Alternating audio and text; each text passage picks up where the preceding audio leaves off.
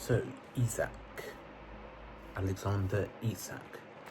Let's go through all of this. So, why can Liverpool actually afford him in the first place, even though we've done a massive transfer fee so far, including 116 million for Verts? Well, firstly, look at all the money we've saved from last year, only buying Chiesa for about 16-15 million, and with all that money saved, of course, naturally, in any walk of life, you save a whole lot of money one year, then the next you're going to have a lot of money to spend. So, second point I have to make is the outgoings, or money we've raised from sales so far as well. So, Diaz has gone for like 60 million-ish, and then Quanta for 40 million-ish, and now Nunes has gone to a figure between that, I think. So, So in terms of that, we've raised like at least 150 million so far, and there may still be one more outgoing so far. So that sort of cancels out the money we've already spent on Verts. And so even then, we could spend up to 400 mil or even up to 500 mil and still be absolutely fine with PSR. So all these management of sales and getting the maximum value for when we make a sale is also key as to why Isak can be done. And also compared to other years, where, more recently before Slot came in, we had the Klopp, and in these later years, there was a bit of a mess around with sports directors coming and going, and so Klopp was sometimes mainly had the final say on certain players coming in. Like, look at Nunes, that was a total Klopp signing, and look, that more or less failed in the end. But last year, with the return of Michael Edwards and also the addition of Richard Hughes, we have a proper sporting director, business director, like owner, relationship and place now to get proper deals done with proper footballing people in charge, how to get down to business and things, and they've definitely demonstrated the project of why Liverpool is the top destination in England to come to play your football. And also Slot also seems more keen on Liverpool spending money, so maybe Klopp was sort of wrong back in late 2022 when he said Liverpool can't compete with the likes of Man City and Chelsea. Also, away from how Liverpool can afford it, we have to get now into the outrage of Newcastle fans in Isak demanding to leave. But when I think about it, I just think in my mind, there's been many situations where the players suddenly come out and wanting to leave, so there's absolutely nothing new here. So, and it's even happened to Liverpool many times in the previous decades. Look, Fernando Torres went to force his way out to go to Chelsea, and that could even be even worse because he demanded to leave right in January, and we had to sell him on deadline day in January. Remember that? It was considered more of a traitor back then.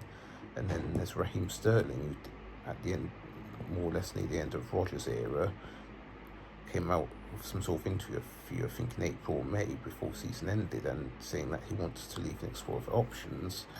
And of course, Liverpool fans, we were going to turn them in back then as well. And you also have to do the Coutinho thing. Back in August 2017, he came out with a transfer request demanding to leave, and didn't play a lot the first 3 of the game season at least, and was only slowly reintegrated before that big move to Barcelona. But at least the massive transfer fee helped us get lots of Van Dijk and Alisson in. And there's also, back to the present though, there's another Swedish striker who did this before Isak did, Gyökeres, who's now at Arsenal.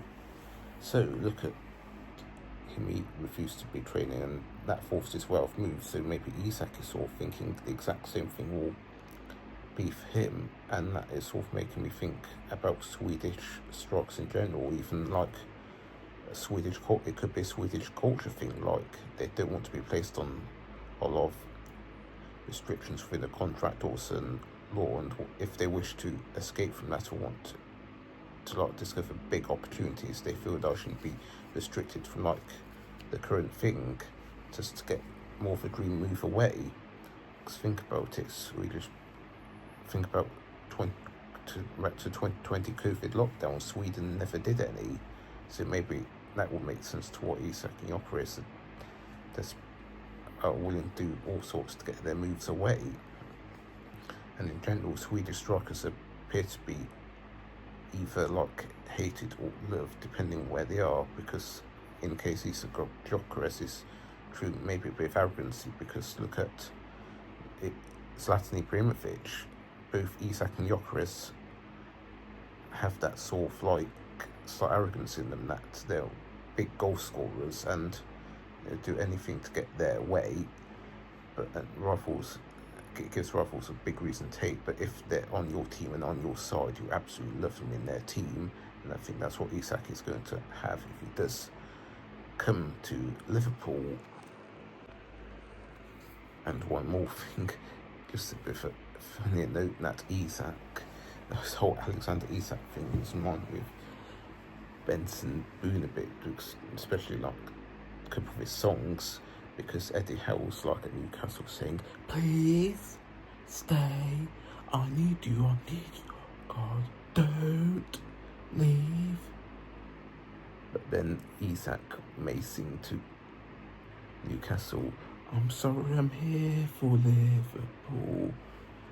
It's good to see you. I hope Newcastle do well.